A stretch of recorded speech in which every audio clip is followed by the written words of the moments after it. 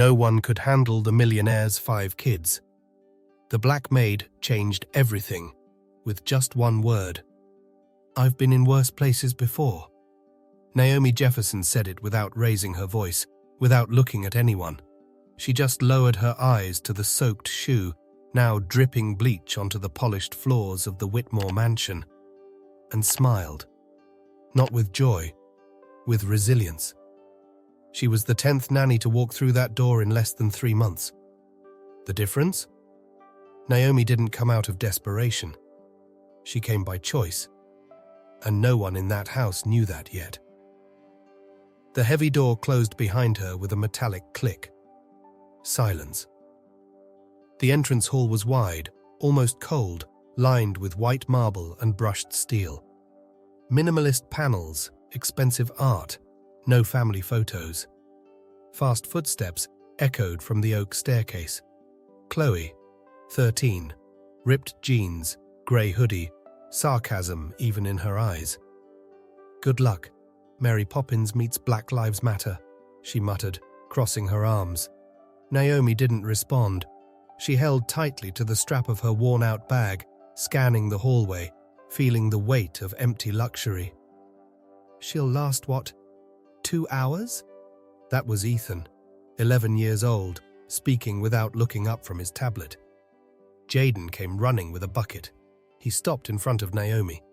"If you're the maid, you gotta be wet, right?" And he threw the contents at her feet. Water splashed onto her white socks.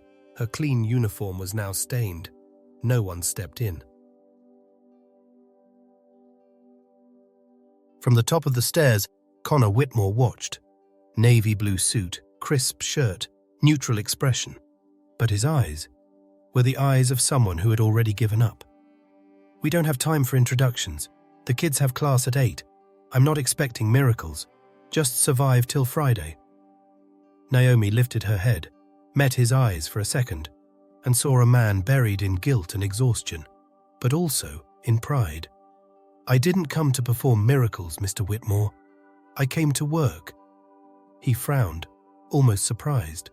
Olivia, the youngest, was hiding behind the armchair. Naomi knelt down. "Hey, little one. I'm Naomi." Olivia looked away, turned her face to the wall. The air was heavy. No sound, no response.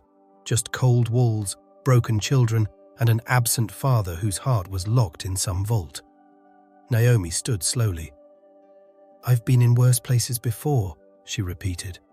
Chloe scoffed. "Doubt it." Before Naomi could unpack, the house alarm went off. A motion sensor triggered upstairs. Connor spun on his heel and ran up. "Jaden again?" he shouted. Naomi was left alone with the remaining 4 children, and for the first time she realized this wasn't a home, it was a trench, and she had just walked into a war zone without armor.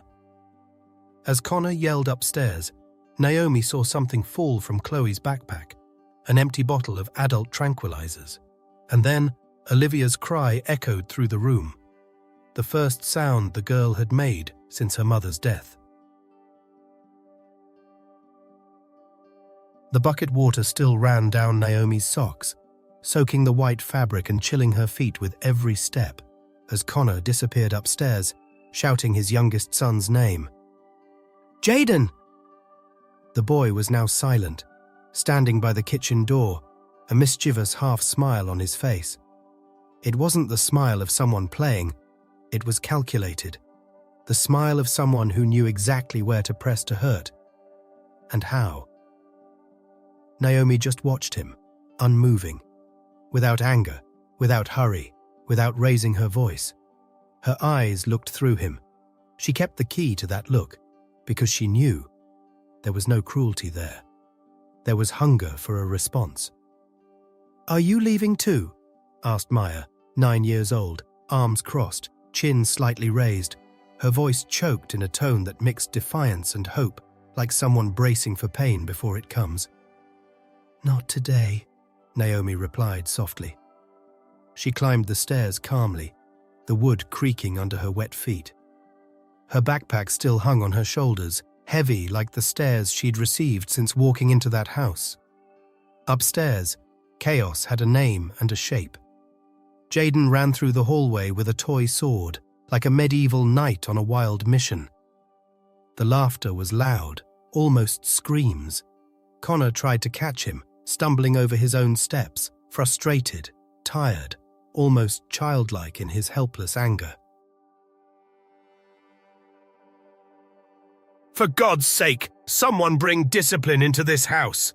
Connor shouted when he saw her approach, his voice overflowing with the desperation of someone who's lost control long ago, but still pretends he hasn't.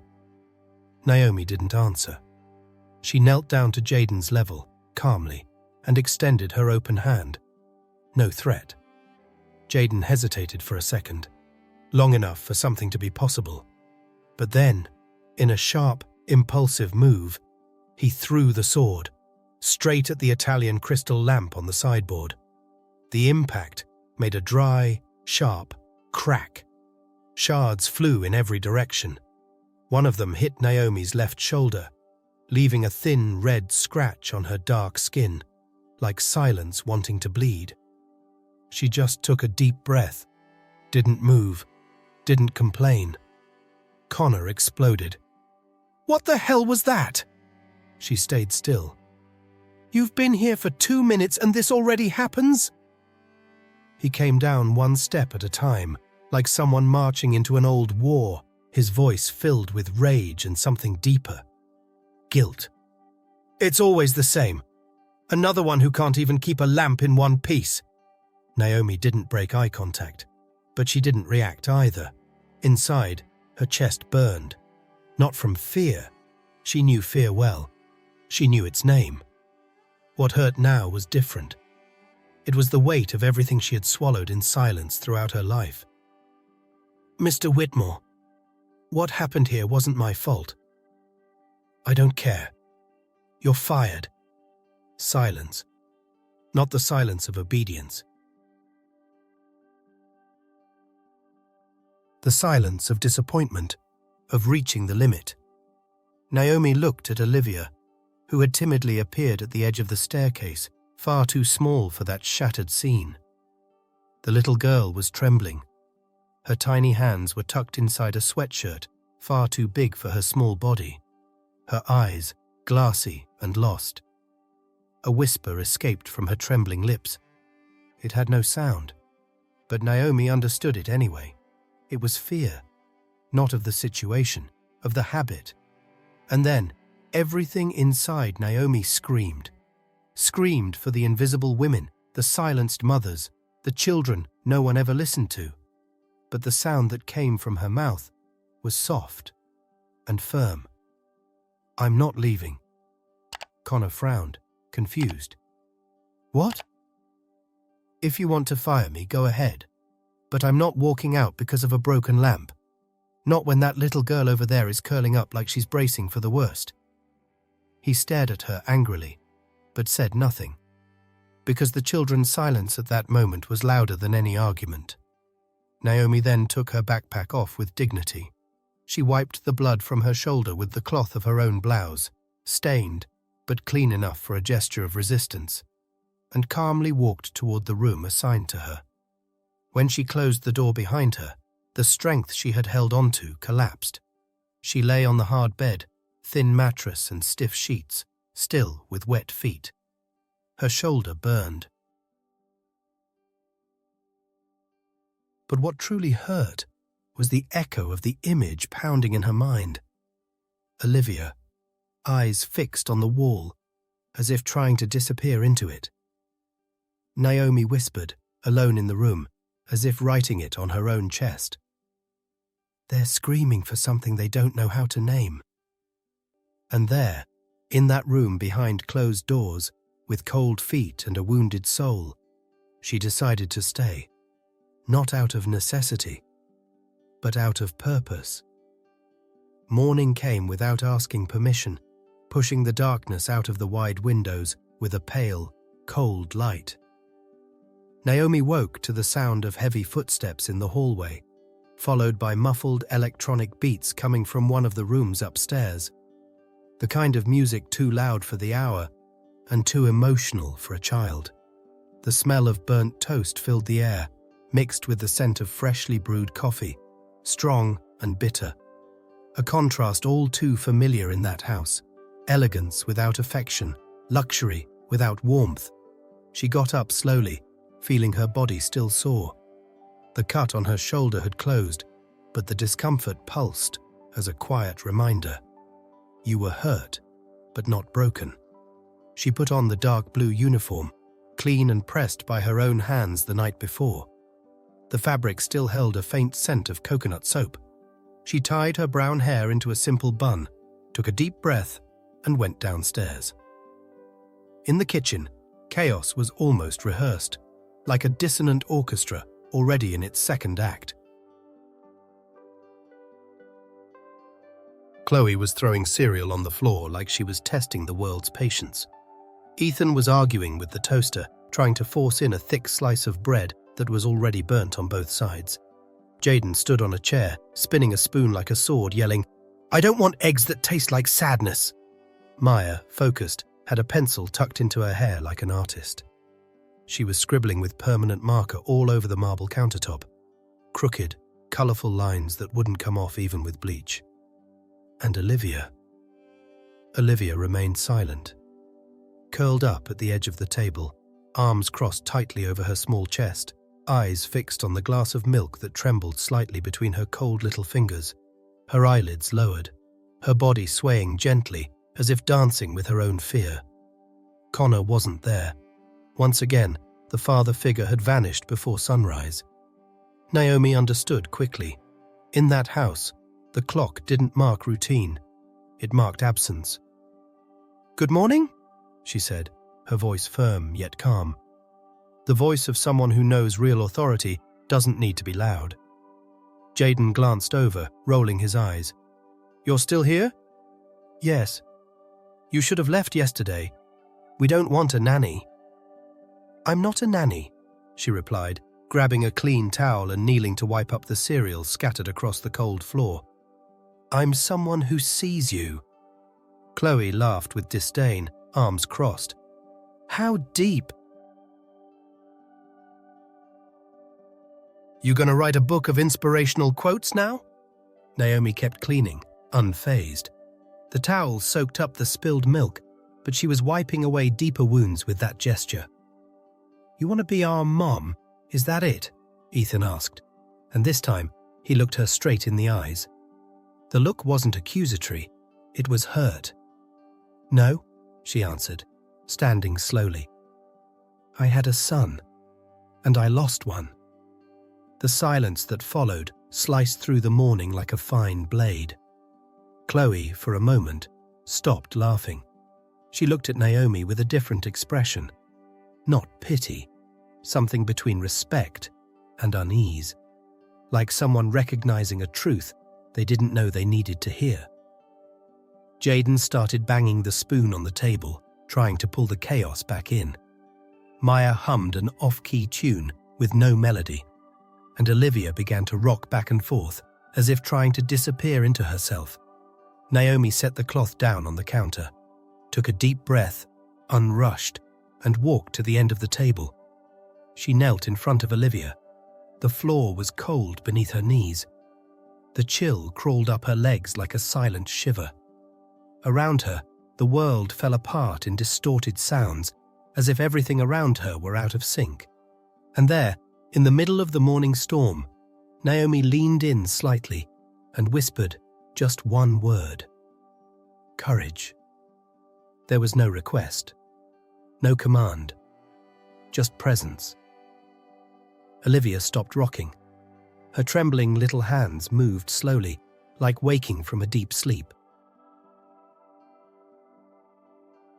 Her dark brown eyes, far too big for her age, met Naomi's. For a moment they hesitated, but then they gave in. She reached out shyly, first one finger, then all five.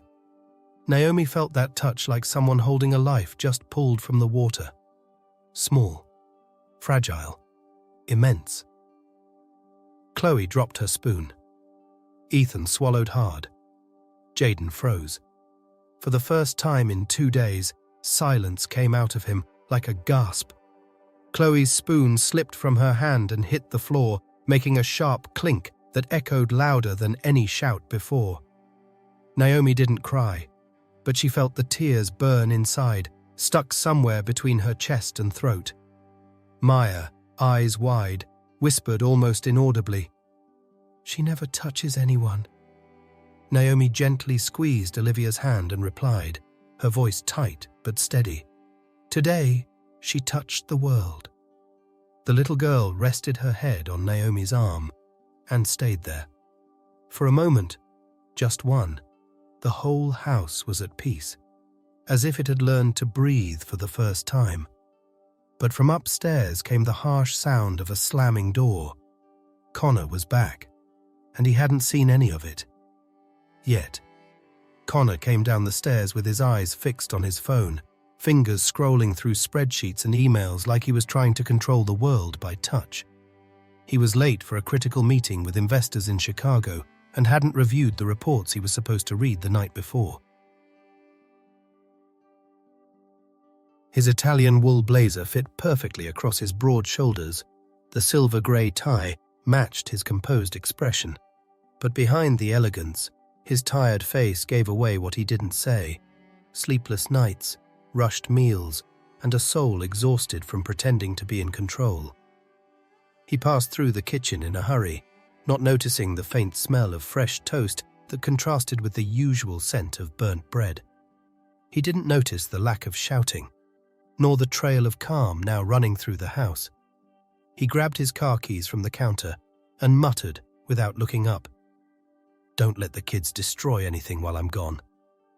Naomi sat on the floor, Olivia asleep in her lap, wrapped in a soft blanket. The little girl's head rested on her chest like she had finally found a place to land. Naomi just watched Connor leave, saying nothing. She didn't need to. Chloe, sitting at the table, said nothing either. She just followed him with her eyes, and for the first time, looked at her father with a mix of contempt and something harder to name. Absence. A blank stare of someone who had stopped trying to be heard. Connor walked out and shut the door with a dry click. The sound echoed like an unnecessary period. 2 hours later, at the airport, he sat in a leather chair in the executive lounge. He wore the same air of flawless efficiency, but something bothered him. He picked up his phone and opened his remote monitoring system, a set of cameras installed years ago, back when his wife was still sick. At the time, he said it was for safety, but the truth was more raw. It was about control. On the screen, he tapped the playroom camera thumbnail. The image loaded, and Connor froze. Naomi was kneeling on the rug, surrounded by the kids. The space once filled with yelling and chaos now breathed. She held a folded piece of craft paper, like origami, her hands steady, her voice low and warm, made of embrace. Jaden, quiet, listened with attentive eyes. Ethan bit his lip, trying to hold back something building in his chest. Chloe, lying on the floor, pretended not to care, but her eyes followed every word with disguised focus. "This story," Naomi said, "is about a turtle who carried so much pain on her shell that she forgot how to swim." She unfolded the origami and revealed a small hand-drawn picture. A turtle at the bottom of the sea, surrounded by floating rocks. "But one day," she continued, "someone whispered in her ear, 'Your shell isn't a burden, it's protection.'" Silence. And then, with a voice that seemed to touch something hidden inside each of them, Naomi said, "Each of you carries an invisible shell, but you can still swim." Connor frowned, like someone caught hearing something they weren't supposed to. He switched cameras. In the kitchen, Naomi was with Maya, organizing vegetables on the counter. Her voice was like a song, soft, rhythmic. "Green is calm," she said. "Red is courage. Yellow is joy." Maya smiled, a full smile, without irony. for the first time in days. Connor swallowed hard. Switched again. In the backyard, the grey sky clashed with the energy of the scene. Naomi sang an old melody in a dialect he didn't recognize. The notes floated in the air like a prayer. Chloe, eyes closed, swayed her head gently. Jaden tapped 2 stones together, keeping the rhythm. Olivia slept in Ethan's arms, peaceful as never before. Connor leaned back in the VIP lounge chair, the phone still in his hand, but now heavy like a mirror. An analyst nearby asked if he was okay. He simply nodded. But inside, something unsettled him. A discomfort that didn't come from outside. She wasn't just a nanny. There was method in it. There was art. He tapped the screen again, returned to the playroom video. Naomi was now sitting with the 4 of them in a circle. The camera didn't catch all the sound, but he heard her say, "My grandma used to say a child doesn't learn through yelling. They learn when someone whispers their name with intention." Connor pressed his lips together. Those words weren't just about the kids. They were about him too. He slid the phone into his blazer pocket slowly. "She's just a nanny. This will pass." But the sentence didn't sound convincing, not even to him. The aroma of rosemary grilled meat hung in the air like a promise of refinement, mixed with the sweet scent of French red wine served in fine crystal glasses. The lighting in the Whitmore Mansion's dining room was softened, diffused, casting golden reflections on the long, dark wooden table. The silverware was aligned with precision, as if every detail screamed control. Seated at the table were 5 men and 2 women, heavyweight investors. Smiling faces trained for strategy meetings, measured laughs, discreetly expensive clothes, and conversations packed with projections and promises. Connor, flawless in a light grey Italian suit, led the evening with the posture of someone who had already closed bigger deals. His voice was firm, confident, rehearsed over years of solitary leadership. "This expansion is inevitable," he said, with a smile that didn't reach his eyes. "With Whitmore Tech's technology combined with international capital, we'll be able to—" The sound of something breaking in the hallway cut through the sentence like a sharp shot. Seconds later, chaos burst through the glass door with the force of a repressed truth. Chloe was the first to enter, pushing Maya, who was yelling at Ethan.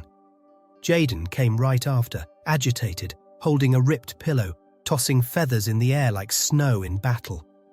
Olivia came in last, barefoot, her dress inside out, and her eyes wide like she had escaped a nightmare. The table went silent. The glasses trembled. Time froze. "What is this?" murmured one of the investors, gently adjusting the silk scarf slipping from her shoulder. Connor stood up abruptly, eyes wide, clearly out of control. The CEO mask began to crack. "Chloe, Ethan, stop right now! What are you doing here?" The answer came like a sharp arrow. "You don't listen to anyone in that house, so we came to speak loud," Chloe shouted, her cheeks flushed with anger, her eyes full of unresolved pain. "You only listen to guys in suits, don't you?" The tension sliced through the air like a hot knife through cold butter. The guests shifted in their seats, uncomfortable in the face of a domestic collapse. Jaden climbed onto one of the dining chairs and started banging his fork on the porcelain, creating a metallic, almost comical sound, but one deeply sad. Ethan shrank into himself. Maya cried quietly, more scared by the environment than by any scolding. Before Connor could explode, a figure stepped in from the side kitchen door, walking with steady steps. Naomi, wearing the same navy blue uniform, impeccable. But now her hair was down, cascading over her shoulders like a frame. The soft lighting in the room touched her skin gently. Her presence seemed to slow everything around her. She didn't yell, didn't rush.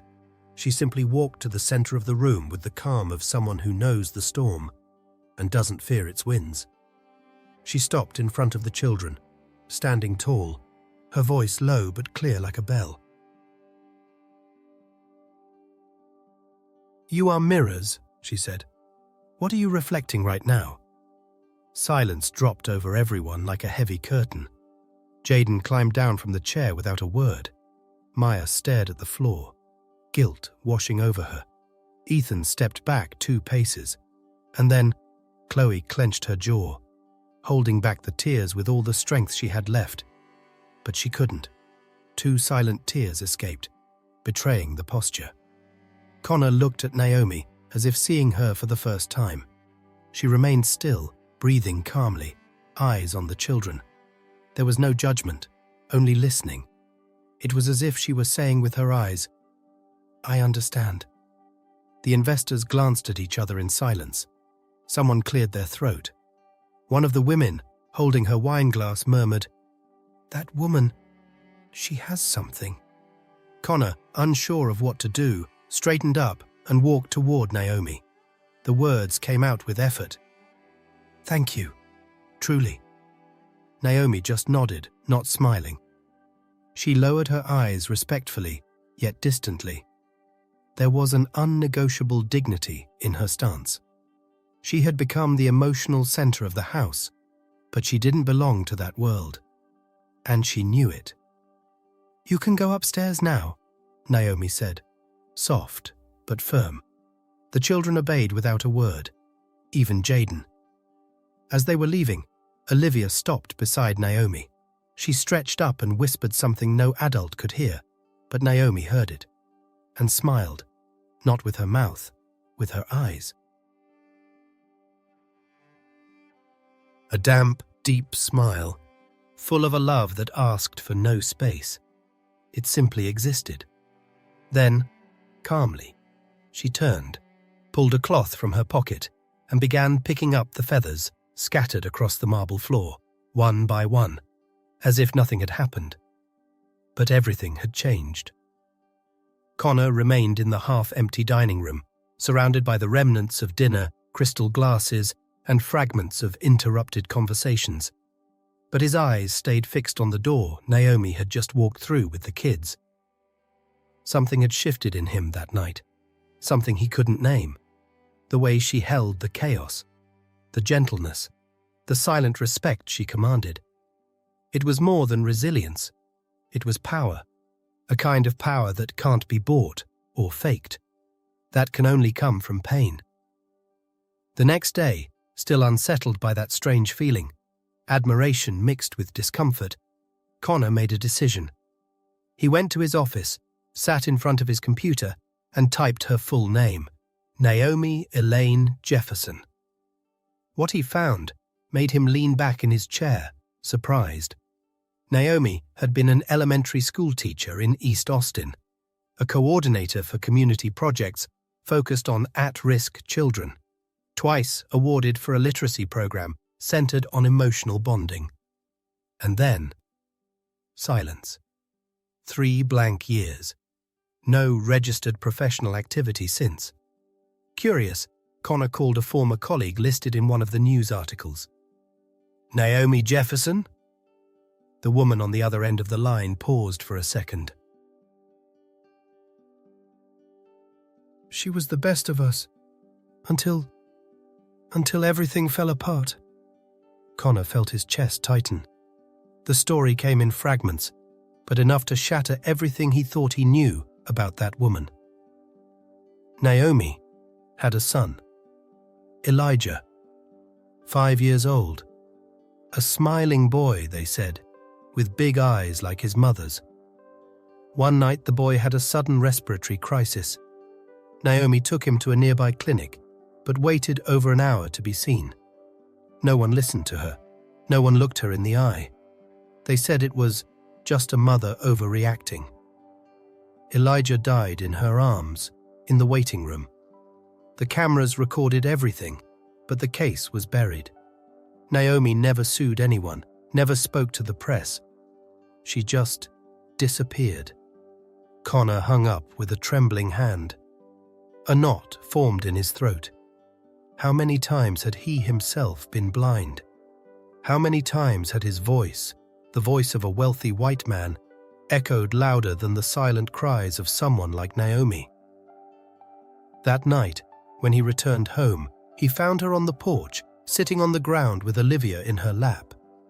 The girl slept, her head resting on Naomi's shoulder, and Naomi was humming an ancestral melody, soft, like a whisper to the soul. Connor approached slowly, stopped at a respectful distance. I found out about Elijah." Naomi didn't react immediately. She kept rocking Olivia. "You looked into my past," she said, not angry, but firm. "I had to understand," he replied, "because every one of your actions carries weight. And I felt like there was something no one here was seeing."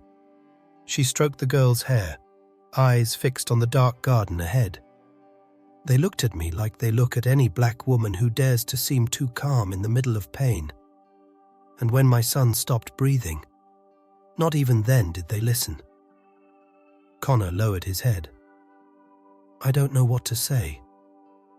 "Don't say anything," she murmured. "Just listen."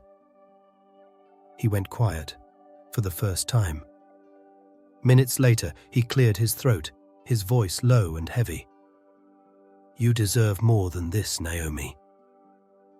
She slowly turned her face and looked him in the eyes.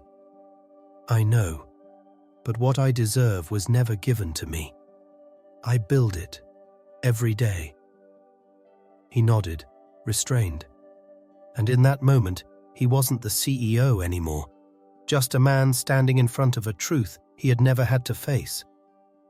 And for the first time, he realized that maybe he wasn't there to save anyone, but to learn how to see. That night, the house slept in peace. Naomi woke early, as usual. She was preparing breakfast quietly when she noticed something was off. Chloe's bedroom door slightly open, the sheet folded on the bed. Ethan's room empty. Maya was gone too. Naomi's heart raced. She ran upstairs, opened closets, called each name. Nothing. She ran downstairs and found Connor in the office, in front of his laptop. As soon as he saw her, he knew something was wrong. "The kids are gone," she said, breathless. He shot up. "What?" "They're not in their rooms." "Chloe must have taken the other two." His voice wavered between panic and denial. "She would never do that." "She would, if she felt no one was listening." Naomi ran to Chloe's room. She searched every corner until she found it, under the cushion of the armchair, a red diary covered in floral fabric. On the first page, a childlike dedication in marker. "Mom, when I grow up, I want to be just like you." She flipped through it slowly. The content was devastating, page after page, where Chloe described moments of silence, absence, hidden fear. On the last page, a shaky sentence. Dad never noticed she stopped smiling. Naomi closed the diary with trembling hands. "I know where she is." She grabbed the car keys without waiting for Connor. He simply nodded, unable to say a word. The sun hadn't yet risen when Naomi arrived at the gate of the old community orphanage where she had once worked, on the outskirts of East Austin. The front was covered in vines, the windows boarded up. But in the backyard, under the ancient tree, 3 silhouettes sat. Chloe staring at the grass. Ethan with his knees drawn up, hiding his face. Maya playing with pebbles, like it was just another morning. Naomi got out of the car slowly, walked to them and sat on the ground, her uniform still stained with coffee and dirt. Chloe looked up at her, pale, with deep circles under her eyes. "You came." "Of course I did." "I found my mom's diary," the girl said, voice shaking. "She wrote in it every day, alone. And Dad, he just worked. He didn't even notice when she started disappearing inside herself." She held back a sob. I hate him. I hate that he did nothing, that he smiled in public and forgot we even existed inside that house. I hate this life where we all pretend everything's fine." Naomi stretched her legs, took a deep breath, and looked at the sky beginning to lighten. "I lost someone too, Chloe." The girl turned her head, but listened. "My son, Elijah. He was 5. A smile that could stop time. A heart that beat harder than this world deserved. And one day, he stopped breathing. And no one listened to me." Chloe squeezed her eyes shut, tears bursting out without warning. "So you know what it is? The emptiness." "I do," Naomi replied, her voice tight. "But I chose something." She slowly turned toward the 3 children. "I chose to love the ones who stayed." Ethan looked up, tears held back. Maya stopped playing. Chloe, finally, allowed herself to cry fully. Naomi embraced them. Without hurry, without rules. In that forgotten garden, pain found shelter. And there, under that old tree, the first crack of healing began to form. On the other side of the fence, Connor arrived in silence. He said nothing, just watched. And for the first time, he understood that leading a family was more than providing. It was staying. The sun was fully up when Naomi brought the kids back home. The car moved slowly through the tree-lined streets of Austin, but inside, the atmosphere was different. Quiet, yes, but not heavy. It was a light silence, filled with understanding, like the air between them had changed density. Naomi drove with her eyes focused ahead, while Chloe looked out the window, eyes still red, but at peace. Ethan rested his head on his sister's shoulder, and Maya, for the first time, slept soundly in the back seat. When they arrived, Connor was already waiting on the porch. He stood there, tense, but with his hands in plain sight, a rare gesture for him, who usually hid his nerves behind pockets or folders. When he saw his children, his expression broke. "I'm sorry," Chloe said before any adult could speak. He didn't answer right away. He crouched down to her level and pulled her into a hug. An awkward, clumsy hug, but real. "I messed up too," he said. "More times than I can count."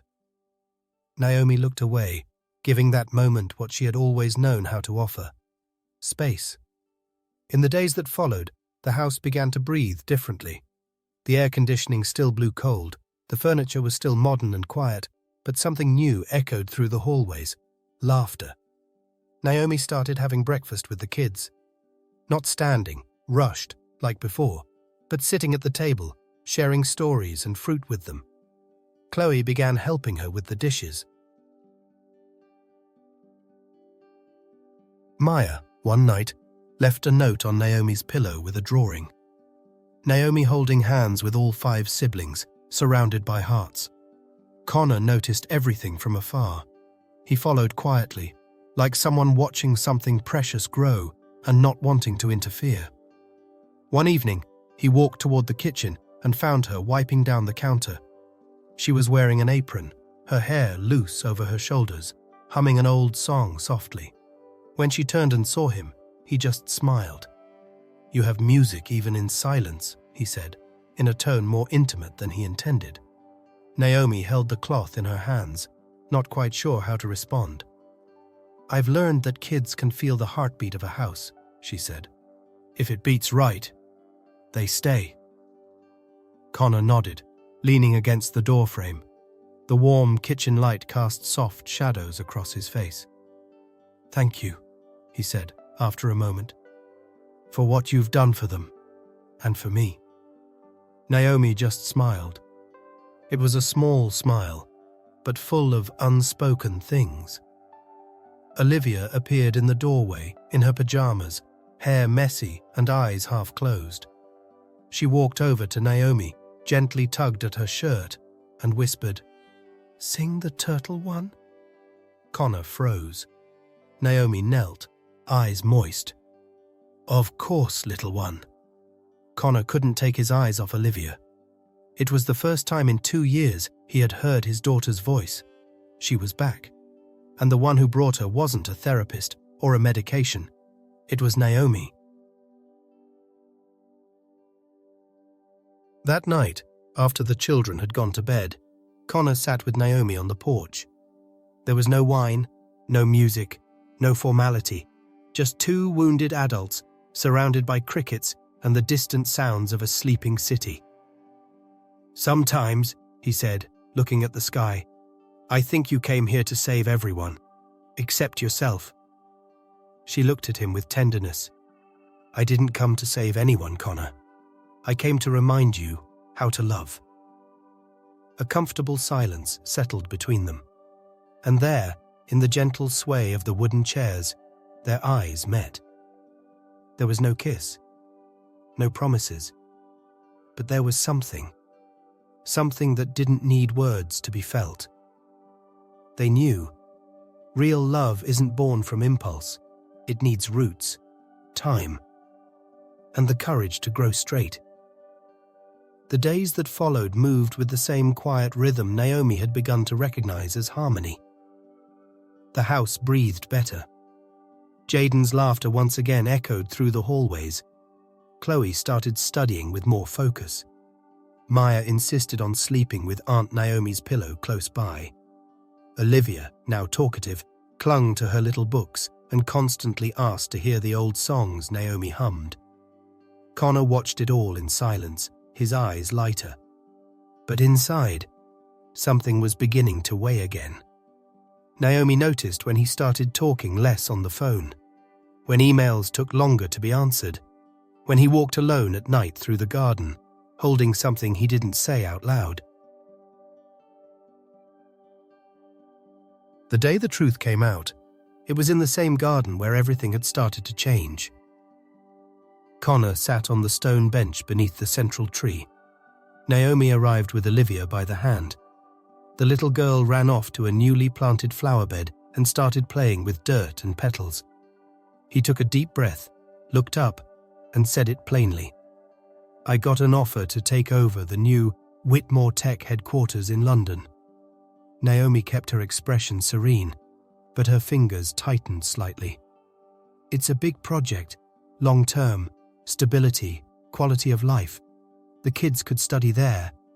More privacy, less media pressure." She nodded slowly, watching Olivia from afar. "And you?" she asked. Connor hesitated for a moment. "I thought about taking you too, as part of the team, personal assistant or head of household operations. The kids don't want anyone else." Naomi smiled, but it wasn't a smile of agreement. It was the kind of smile that comes before a difficult choice. "You thought of me as a job title?" she said calmly. "Again?" he frowned. "I thought it would make sense." "I understand." She stepped closer. "But I'm no longer the woman who accepts being invisible." Connor lowered his eyes, as if hearing himself for the first time. "When I arrived here," Naomi continued, "I scrubbed the floors with shame, because I thought the world only saw me on my knees. Today, I tend the wounds of the people I love with my head held high, but not to be someone's maid. To be someone's presence." He looked up, moved. "I didn't want to trap you. I just didn't want to lose you." She gently touched his arm tenderly. "Then let me choose." Connor fell silent. The wind moved the branches above them. The scent of freshly planted flowers floated through the air. "What if I don't offer you a job?" he said, voice low. "What if I just offer you the chance to come as you are, as someone we love, and who's free to love back, freely?" Naomi took a deep breath. "That changes everything," she replied. But she didn't answer right away. And he didn't push. Because now, He understood. The kind of love that's worth it is the kind that respects the other's time to become whole. Months had passed since that conversation in the garden. Fall had arrived slowly, coloring the trees in shades of orange and gold, as if nature itself wanted to remind us that everything that matures changes color, including the human heart. Naomi walked up the steps of the public school calmly, though her heart beat fast. She wore a simple mustard dress, her hair loose over her shoulders, and in her hands a folder with just a few notes. She was never the kind to read speeches. She spoke from the place that hurt the most, memory. The auditorium wasn't big, but it was packed. Educators, parents, students, and in the front row, like a little island of rebuilt love, were Connor and the children. Chloe, now with headphones hanging around her neck and an open notebook in her lap, wrote attentively. Ethan clutched a pen in his hands, eyes fixed on the woman who wasn't his mother, but was. Maya doodled shapes in the corners of the page. Jaden swung his legs, restless as ever, but focused. Olivia was tightly gripping a sheet of paper. No one knew yet what she had been drawing. Connor stood beside them, wearing a dark blazer and a calm expression. When Naomi stepped onto the stage, he looked at her like he was watching something sacred cross the threshold of the unseen. The microphone was on, but Naomi didn't touch it right away. She took a deep breath, looked around, and only then did she speak, with a voice that reached the soul. When a child screams, it's not to hurt, it's to be heard. When they go silent, it's because they've lost hope for a response. A reverent silence settled in. For a long time, I thought I could only help children as an educator, but after I lost my son, I discovered a deeper truth. The wounded child inside us keeps living, even when we grow up. In the audience, some parents exchanged quiet glances. A teacher discreetly wiped away a tear. I walked into a house to clean floors and discovered that actually what needed cleaning was the silence, the kind of silence that covers up screams with routine, that hides pain with performance. She paused. Olivia shifted in her seat, eyes fixed on her. There's no medicine stronger than presence. You don't heal a child with control. You heal with courage, with listening, and with one word that changes everything. Naomi looked at the children, then at Connor. Love. The audience applauded. But it wasn't loud. It was slow, heartfelt, as if each clap said, I understand. Olivia tugged on Connor's sleeve and showed him the paper. It was a drawing. Naomi, with golden butterfly wings, surrounded by 5 smiling children holding hands. At the top, written in big letters, Soul Mum. Connor smiled, moved.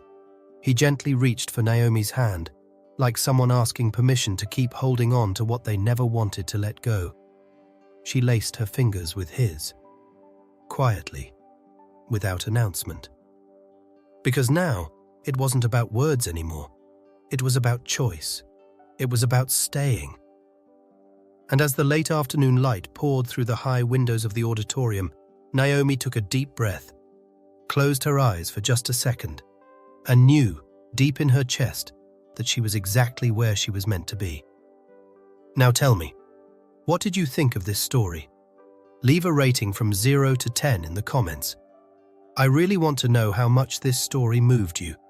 If you liked it, give the video a thumbs up, share it with someone who needs to hear this message, and subscribe to the channel to follow the next stories I'm preparing with great care. And before you go, I've picked another emotional story, even more touching, that's sure to move your heart. Just click and continue this journey with me.